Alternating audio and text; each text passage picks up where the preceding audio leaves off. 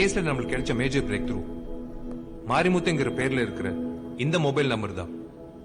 Chennai city முழுக்க dial for help மூலியமா இந்த நம்பர் சர்வீஸ் பண்ண மொத்த வீடுகளோட எண்ணிக்கை 413. இந்த 413 வீட்டுல வயசானவங்க தனியா வாழ்ற வசதியான வீட்டோட எண்ணிக்கை 108.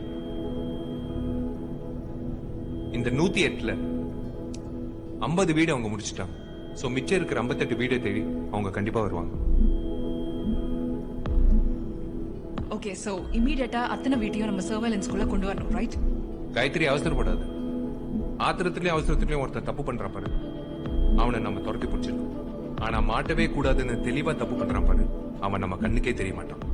போலீஸ் நாய்க்கு இருக்கிற மோப்ப சக்தி விட இவங்களுக்கு அதிகம். நம்ம சர்வேலன்ஸ் போட்டா நாமளே அவங்களுக்கு வார்னிங் போர்ட் போட்ட மாதிரி ஆயிடும். இங்க ஒரு விஷயத்தை நம்ம ஆழமா பார்க்க வேண்டியது இருக்கு. மாரிமுத்து பேர்ல இருக்கிற இந்த நம்பர் ஆக்டிவேட் ஆன நாள் போன வருஷம் ஜனவரி 10 டீஆக்டிவேட் ஆன நாள் இந்த வருஷம் ஆகஸ்ட் 10.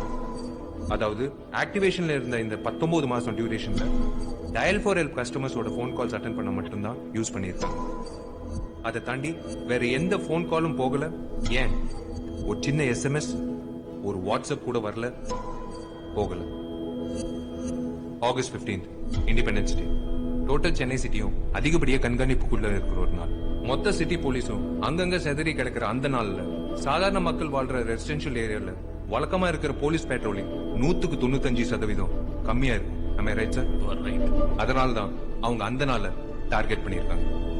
கமிஷனருக்கு 2வது கால் வரும்போது அக்யூஸ்ட ட்ரேஸ் பண்ண ட்ரை பண்ணும்போது தான் அவனா பாஸ்போர்ட் கொடுத்து அவனோட லொகேஷன் நம்ம காட்டணும்.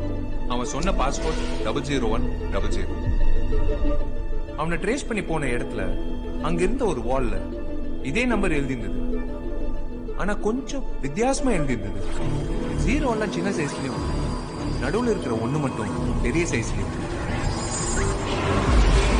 அது நம்பரா யோசிக்கும் போது எனக்கு எதுவும் க்ளூ கிடைக்கல. ஆனா அதே சிம்பிளா யோசிக்கும் போது எனக்கு ஒரு க்ளூ கிடைச்சு. என்ன க்ளூ? அது நம்பரோ பாஸ்போர்ட்டோ கிடையாது. செஸ்ல வர ராணியோட கிரவுன் சிம்பிள்.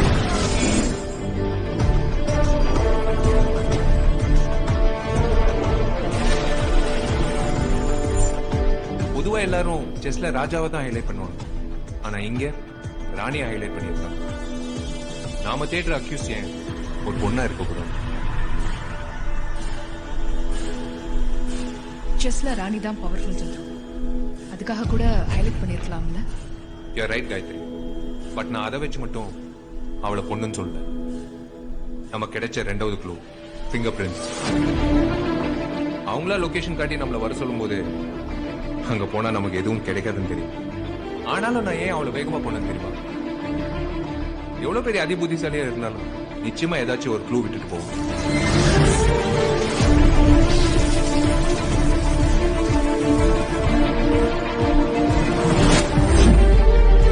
தெளிவா டேட்டாவை கிராஷ் பண்ண தெரிஞ்ச அவளுக்கு பிளாஸ்ட் பண்ணும்போது ஃபிங்கர் பிரிண்ட்ஸும் எரேஸ் ஆகும்னு நினைச்சிட்டான். ஆனா ஃபிங்கர் பிரிண்ட்ஸ் எரேஸ் ஆகல. கிடைச்ச partial finger prints biochemicals analyse பண்ணதுல அமினோ ஆசிட்ஸ் லெவல் அதிகமா இருக்கு. அமினோ ஆசிட் அதிகமா இருக்கா? பொண்ணுங்களோட வேர்வையில மட்டும்தான் அமினோ ஆசிட்ஸ் லெவல் அதிகமா இருக்கு. நாம விசாரிச்ச வரைக்கும் 2 பசங்க தான் மாஸ் போட்டு கொள்ளடிச்சாங்கன்னு எல்லாரும் சொல்றாங்க. அப்புறம் நீங்க எதை வச்சு பொண்ணுன்னு சொல்றீங்க சார்? கொள்ளையடிச்சது 2 பசங்க தான். ஆனா அதுக்கு பின்னாடி இருக்கிற மாஸ்டர் மைண்ட் ஒரு பொண்ணு. நம்ம ட்ரேஸ் பண்றோம் தெரிஞ்சும் அவ்வளோ தைரியமா இடத்த காமிக்கிற அந்த அக்யூஸ் ஏன் குரலை மறைக்கணும்? இதெல்லாம் வச்சு பார்க்கும்போது நிச்சயமா நம்ம தேடுற கிரிமினல் ஒரு ஆண் இல்ல, ஒரு பொண்ணு.